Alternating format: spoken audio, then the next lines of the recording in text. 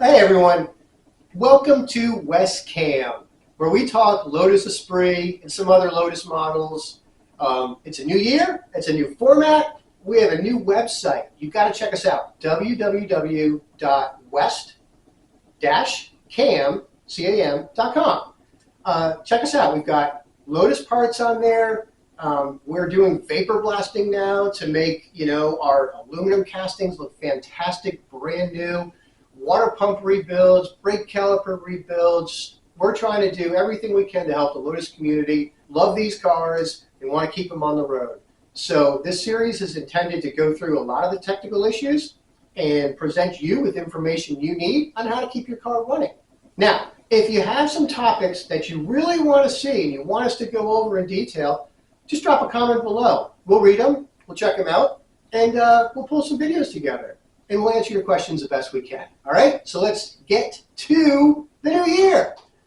It's funny. The questions I get over and over and over again all have to do with timing the motor. The pulleys, the dots, the green dots, the blue dots, the yellow dots, the red dots. What do they mean? The different types of camshafts. How do I time for optimal performance? What if I have a 907? What if I have a 910? What if I have a 912 motor? How does it differ? Okay, it's actually really easy, and we're going to dive into it today. So let's get started.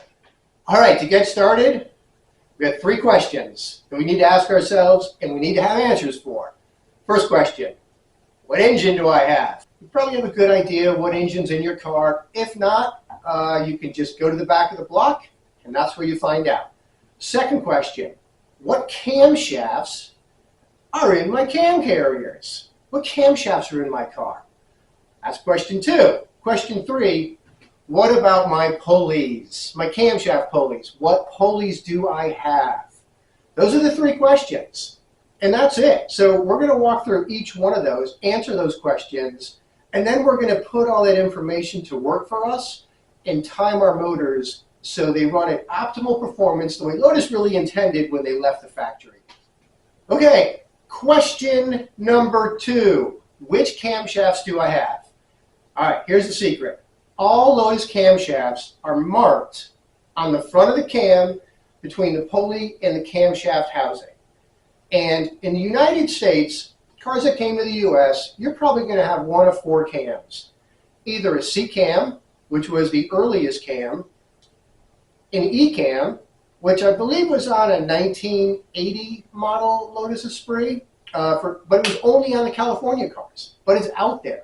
And then you have the 104 cam, which is a great camshaft, and that came on later cars.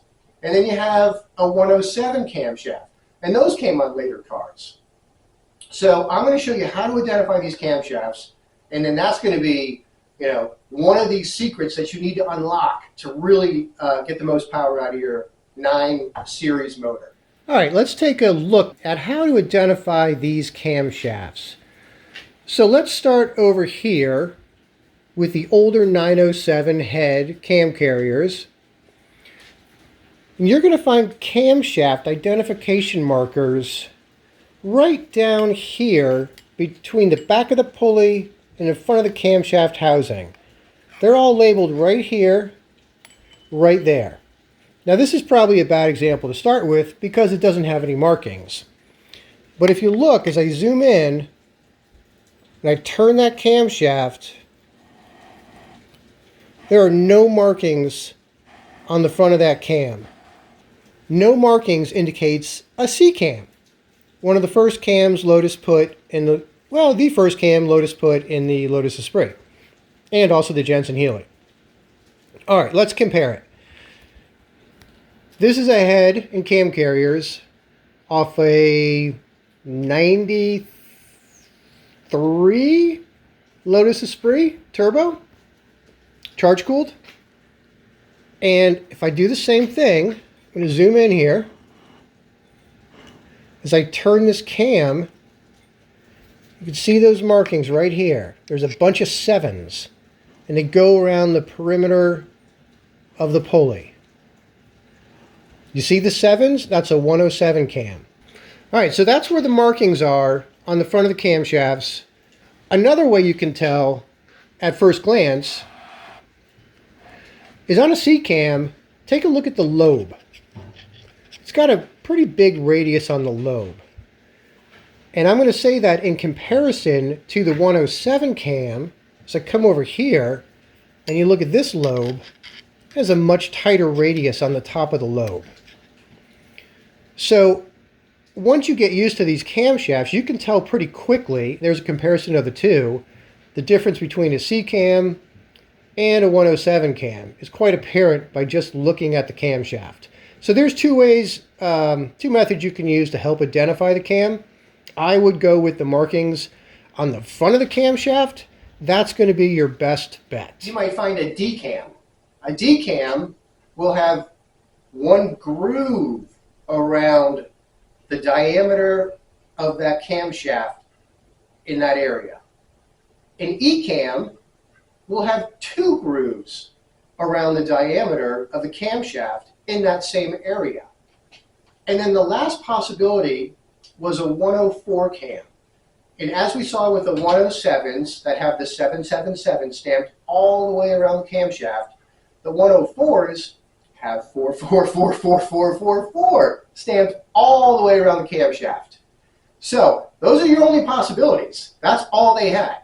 Now we know what camshaft we have. And, you know, word of warning, if they're in the car and the car's been running for a long time and there's oil and grease and dirt, it's going to be hard to see these markings. You might have to get in there with some Scotch-Brite, kind of rub it a little bit to see what cams you have to help identify the camshaft. Okay, but hey, a bit of warning here, all right? These 104 and 107 cams, although I think you can find them now, there was a point in time where they were really difficult to find. So what guys were doing, they were taking the C-cam. Now the C-cam has enough meat on it that you could actually take it to a camshaft guy, have him reground to create a 107 or a 104 cam. All right? So that's why sometimes looking at that lobe is important to help identify your cam, just to help verify. If you don't see any markings on the front of your camshaft, you think it's a C-cam, but you look at the lobe and you're like, wait a minute, that looks a little too tight to be a C-cam. Then it's time to pull out some measuring equipment and you can measure the camshaft to confirm the lift of your camshaft. How do you do that? Here's an old 107 cam. If I want to get the lift on this, I'm going to measure the diameter to the high point on the lobe, and I'm going to subtract that, or from that number, I'm going to subtract the measurement of the heel. And that's going to give me the lift. So if you think you have a C-cam, and you measure the lobe, and then you measure the heel, and it's telling you your lift is greater than what a C-cam should be, well, you might have a reground camshaft. And at that point, anything goes. Was the reground done correctly? Does the timing work? Are they exactly the way they should be? You never know. And what you're up against, you know, your guess is as good as mine. In that case, me personally, I would probably discard the old camshafts, and I would go invest in two camshafts that I wanted, and I knew exactly what they were. All right, let's move on. Let's talk about pulleys. All right, Lotus manufactured different pulleys for different motors. Well, let me state that more correctly. And the early motors with the trapezoidal belts, actually all the pulleys were cast from the same mold. They're all identical. When Lotus wanted to tweak timing or do something different with the camshafts, they would change the location of the keyhole in the pulley. Why'd they do it? Well, it saved a lot of money, right? And there's some other technical reasons you can get into. You know, each tooth is 9 degrees. If they don't move the keyway and they're trying to adjust timing, they can only adjust it 9 degrees in one direction or the other. So moving the keyway just a slight bit could let them dial in 102.5 timing, 104 timing, etc. So that's how they did it. They didn't change the mold until they went to the HTD timing belts, which are sort of half round, right?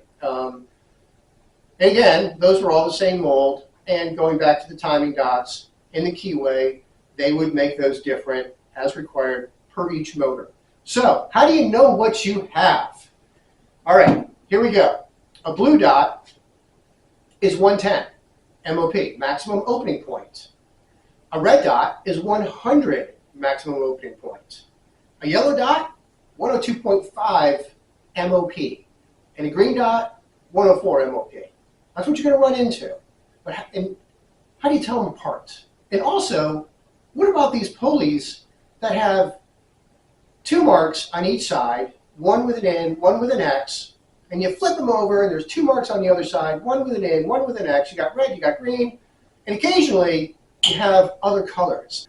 I've seen white around the perimeter of a pulley, but it has no purpose on the pulley. It doesn't do anything for timing. So we just ignore those. They're just sprinkled around, right? It's not uncommon. I've also seen pulleys where you have an N and an X stamped on one side, but only one dot. And then you flip it over, you have an N and an X stamped, but only one dot. So again, all goes back to manufacturing. Lotus was just mass producing pulleys. They made a mold, and then they would modify them as they needed for each car. All right, so let's look into how to identify what we have.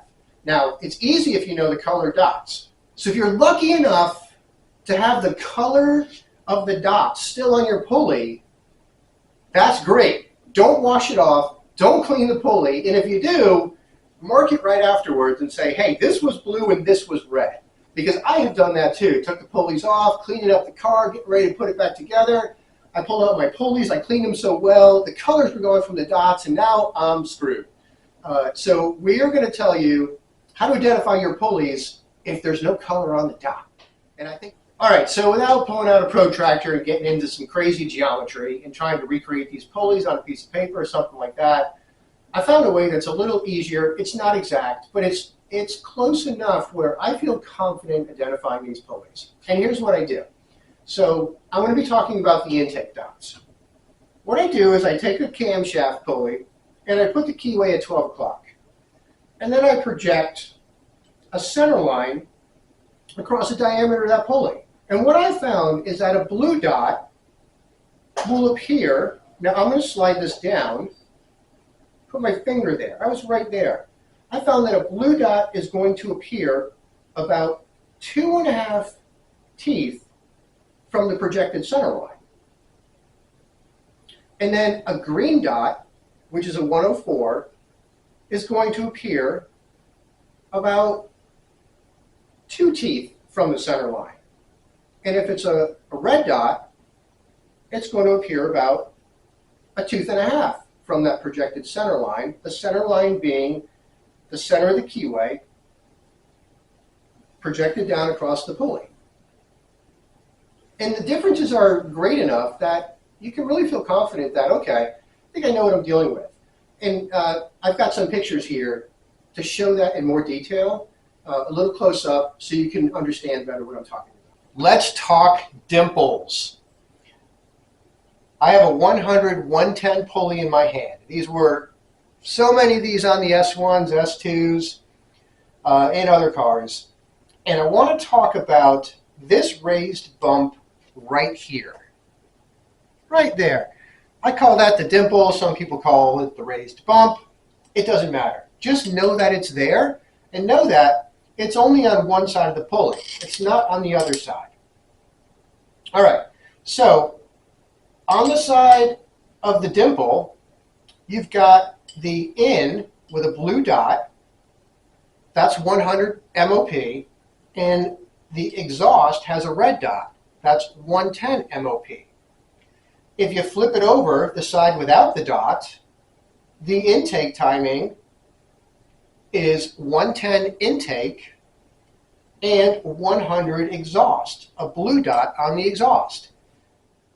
And I've seen so many discussions online where folks say, all you got to do is put the pulleys on, put the in on the intake camshaft, align it with the X on the exhaust camshaft, and you're good to go. Well, that's not true, because your timing could be way, way off, and your engine will not like you whatsoever. And if you don't have colored dots and you're not sure about the timing and you just flip it any which way, well, that's a road you don't want to go down, because if you're meaning to set your intake at 110 MOP and by accident you flip the pulley over and you've got it at 100 MOP, that's a pretty big difference. So let's get to the good stuff. Let's time these things for the maximum performance, right? The most horsepower we can get, the most torque, etc., etc., etc. So there's two things to remember. On the early Lotus motors, the 907 engine, the optimal timing that the factory used for maximum performance was 110 intake, 110 exhaust. As the years went by, as Lotus developed the 910 and the 912 motor, the optimal timing was 104 intake, 104 exhaust. So to start, let's start with the early Esprits. A lot of them had the C cams. Most of them came from the factory at 100 intake, 110 exhaust. It wasn't what Lotus wanted to do. It wasn't optimal performance, and they lost horsepower because of it. But you know why? Of course you do. Emissions. They had to meet these ever-tightening regulations regarding emissions in the United States. And the way they did that was to change the intake camshaft timing from what they wanted, which was 1010, back to something they didn't want, which was 100. What did it do? It took a lot of performance and torque away from a motor that already had struggles with developing torque and horsepower. But I'm going to show you how to get it back. All right, here we go. Here's an early 907 motor in a Lotus Esprit. It's got the early cam carriers, C cams, and the pulleys have 2 dots on the front and 2 dots on the back. All right, I moved the stickers a little bit so I could line up the dots. From the factory, you got the red dot on the exhaust. That's 110 MOP. It's good to go. On the intake, there's a blue dot lined up next to the red dot on the intake. That's 100 MOP. That's no-go. We don't want that. So we want to flip this over. So we're going to take this off. We're going to flip it over. So now the dimple is facing the back of the motor. There's no dimple on the face shown from the front of the engine. We're going to put it back on the camshaft. And we're going to rotate it a little bit to line up those dots, because we're moving from 100 to 110. So now you've got a red dot next to a red dot.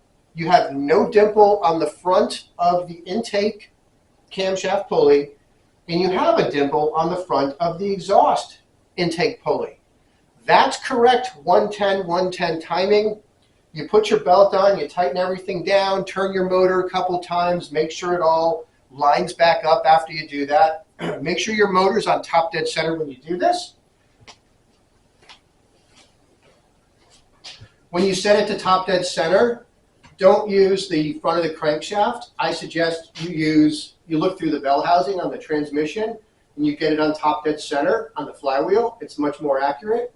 And then you can line up your dots on the front of the motor. You can put your timing belt on, tighten everything up, turn the motor over clockwise twice, then check your timing dots. They're still lined up. You're good to go. You've now timed your motor at 110, 110. Excellent. That's all there is to it. All right, let's talk about the 910 motor. 910s were turbo, by the way. 912s were naturally aspirated. So if you're ever wondering what's the difference between a 910 and a 912, simple. One's turbo, one's naturally aspirated. 910 is turbo, 912 is naturally aspirated. This is off a 910 turbo. They came stock from the factory. The original ones were 104, 104. Then the emissions got a little more stringent. Lotus had to make adjustments. Again, they went to the camshaft timing. So they changed the intake camshaft timing from what they wanted, which was 104, and they made it a red dot pulley, so you got 110 on the intake. The exhaust they kept at 104. Cool. Can we flip this pulley over and get 104? I'm afraid not. Not for these we can't. Unfortunately, you have to take this pulley off and you got to swap it for a 104 pulley. Why? Simple. Remember, they cut the keyways in specific locations for the dots on the pulley, on the camshaft pulleys. So can you go from 110 to 104 on the same pulley? No, you can't, because each tooth is 9 degrees of camshaft rotation. If you talk about crankshaft rotation, moving one tooth on your belt is 18 degrees of crankshaft rotation. That's a lot. So you cannot tweak these pulleys. So you have to remove this pulley. And luckily, on these motors, you were gifted a 104 pulley on your oil pump, on your auxiliary housing shaft.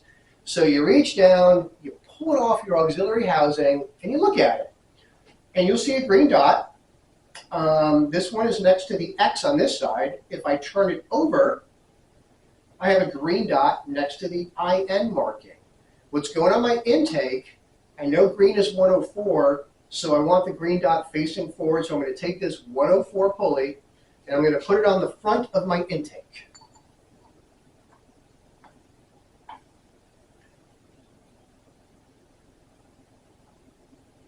Just like that.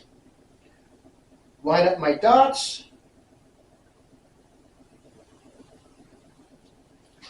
Making sure your engine's on top dead center when you line up your green dots. And then you have timing of 104, 104 on your intake and exhaust. You're good to go. Your auxiliary pump, your oil pump, does not have a pulley. So you take the pulley that you took off of your intake and you reach down and you put it on your auxiliary shaft. We've got a 910 turbo motor now timed at 104, 104. Good to go. All right, last variation.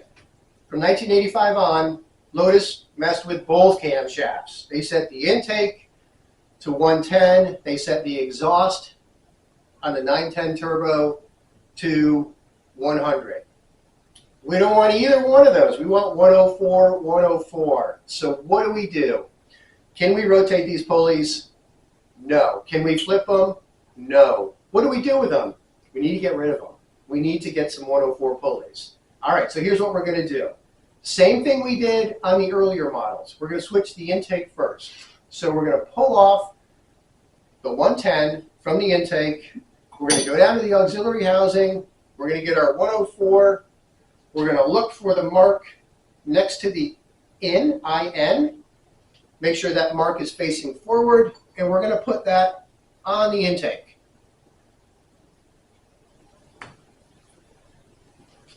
This one we can put back on the auxiliary housing. Now, we've got an exhaust pulley to deal with. How do we get a 104 on the exhaust? We already used the one on the auxiliary housing, the oil pump pulley. So we need to go shopping. We need to go to the store. We need to reach into the parts bin. We need to pull out a 104 pulley. And I've got one right here. So you're going to need another pulley. Once you get a 104, you take this off. You look at your pulley. You want the E, the dot next to the E, so you know it's an exhaust 104. And that dot and that E need to face the front of the engine. And you're going to slide that pulley back on. Once it's on, you're going to adjust your timing. You're going to line up your dots.